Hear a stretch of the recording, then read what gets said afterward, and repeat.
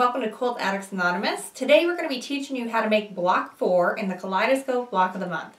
Block 4 is actually a border. It's a picket fence border. It's probably the most challenging block that we have in the quilt, but lucky for you, it's actually not that hard when you break it down. You just have to make sure that you pay attention to where you're putting your triangles for the picket fence. So I'm going to show you how to do that and give you some tips and tricks today in our video. If you would like to follow along in the Kaleidoscope Block of the Month featuring Northcott Stonehenge Gradations, just go to shop.quiltaddictsanonymous.com and you are able to get the pattern book for this, and then you can find fabrics online or at your local quilt shop. We have lots of really pretty fabrics in this month's block, and we're going to be using them all to sort of form that rainbow that we're going to see in the rest of the quilt. So the first thing we're going to do is we're going to take our triangles and we're going to flip them over. And I'm going to mark a 1/4 inch seam on all of them. So since this fabric is rather dark, I'm using a clover chalk marking tool.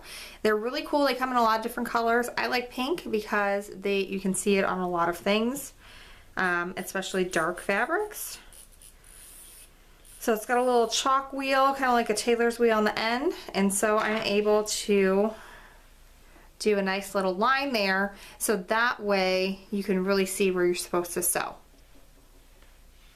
So go ahead and do that for the rest of yours, and then we have to really pay attention to our book so that we know where to put things. So for example, on this one, in the end, we're going to have the triangle in this upper right corner.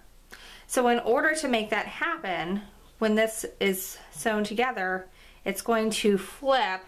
We'll sew and then we'll flip it so it will end up in that corner. So you're going to put it in the opposite direction when you're laying that down. So what I want to do is I want to lay out that chalk line that up with the tip of, in this case, the left hand piece of my rectangle. And then this bottom part is in line with the bottom edge. You can put a pin in that if you like, to sort of help hold everything in place while you go to the sewing area. Now for the second one, I'm going to real quick draw my line here as well so I can show you how it's opposite on every other one. So we've got our line drawn. Now for this one, our triangle is going to be in this upper corner once it's sewn. So in order to do that, we would sew it this way, and then we're going to trim and fold. So make sure you pay attention to your book because it shows you exactly how to line up all these triangles so that you do it the right way the first time and you don't have to have any problems and have to rip and redo it. So I've got everything lined up. I'm going to put a pin in here, and then we'll move to the sewing machine. So for this step, I have my sewing machine needle in the middle because I don't really have to follow a 1/4 inch line here. I need to make sure that I'm sewing on top of the line that I already drew. So I'm going to do that instead. So what I'm just going to do is line up my sewing machine right on top of that line that I drew, where the dog ear is going to be hanging off the edge of your rectangle. So I'm just going to go ahead and sew. Remove your pin before you get to it, and then when you get about halfway, just pause and make sure that this little dog ear, where you have your line, that the line is coming exactly on top of the point of your rectangle.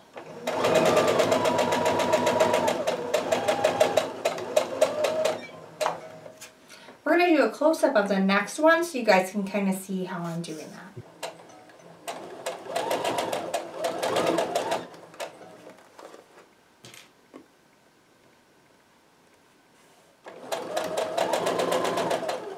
Now in this case we're going in the opposite direction, so I'm making sure that my line is coming right at the point of the edge of this rectangle.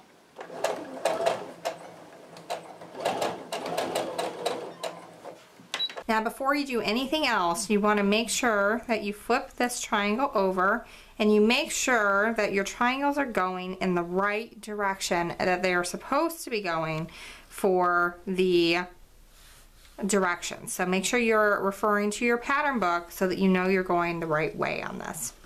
Once you know that they are, then you can take your ruler and you can cut off this point.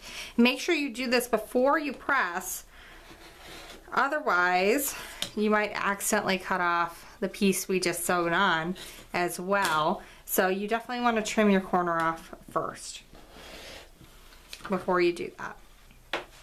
So now I want to take this and set my seams, and depending on which way your triangle is going, you're going to press that so that the seam is underneath the dark side on one, and on the other side you're going to press it so that the seam is underneath your rectangle.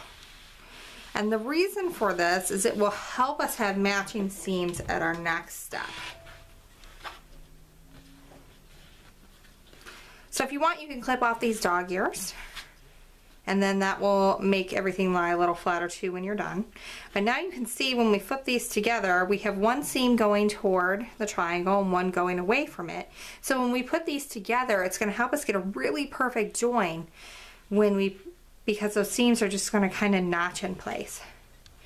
They just kind of want to butt right up next to each other, which is perfect. It's a great way to get a really great join. So I'm going to go ahead and put a pin just to the right of that seam allowance, and now we're going to do our sewing. So I've now set my seam back to my 1/4 inch stitch because we want to actually have our 1/4 inch seam allowance for the rest of this block.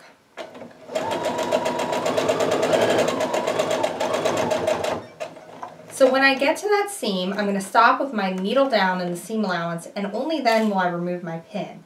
By doing that, then your needle kind of acts as a pin and keeps everything in place, so that way you can still keep that great join.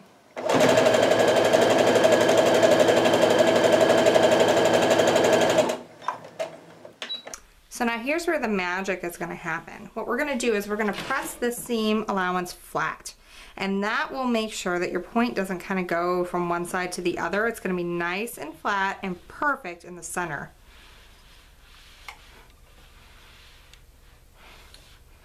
So usually I press that from one side, and then I flip it over and I press it again from the other to really flatten that seam out.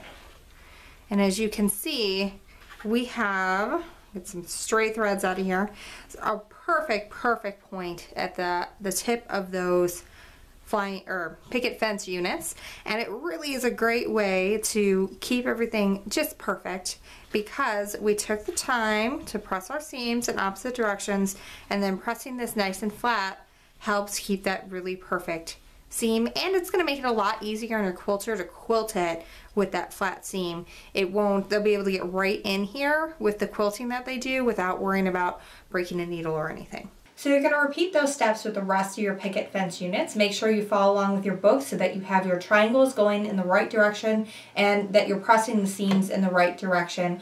All that is in your book that goes along with the Kaleidoscope Block of the Month. So check that out. You can get it at shop.quiltaddictsanonymous.com or possibly at your local quilt shop as well. There are a lot of quilt shops that are doing this, so you may be able to find it at a shop near you. So once you have multiple picket fence units, it's really similar in the way that you sew these together and butt the seams up.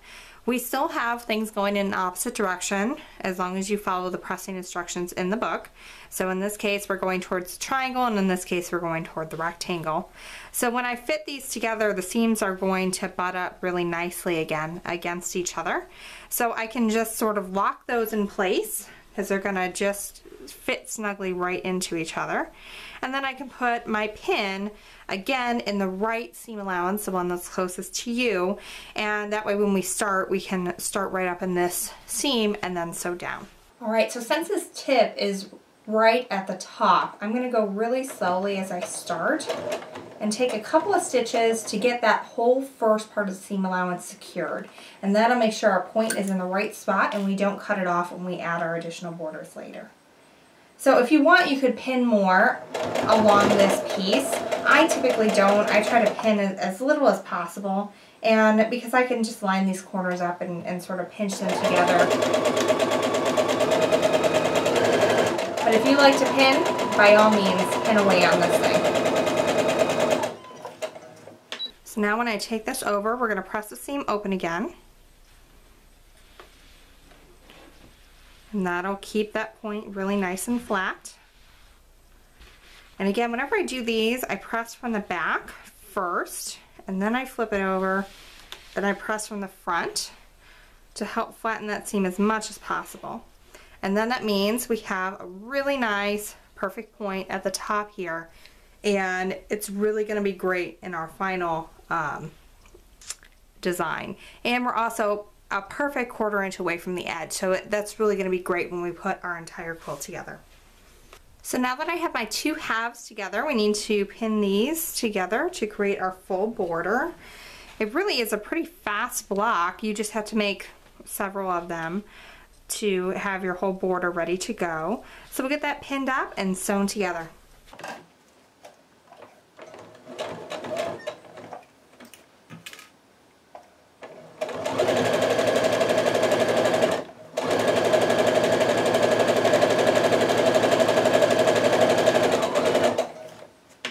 So this is it. We have our picket fence border for our Kaleidoscope Block of the Month. This is block number 4, even though it's really a border. It goes together pretty quickly, and it really isn't that complicated. But just so you know, this is the hardest block in the book. So if you got through this just fine, the rest of it is going to be a breeze for you. Thanks so much for following along. If you want to get the book, you can get it at shop.quiltaddictsanonymous.com, and there are lots of quilt shops across the US and Canada that have this book as well, so you may be able to find it at your local quilt shop. Many of them are also offering kits and Block of the Month subscriber programs. We offer one at quiltaddictsanonymous.com, so you can look at that as well. Thanks so much for following along, and we'll show you Block 5 next month.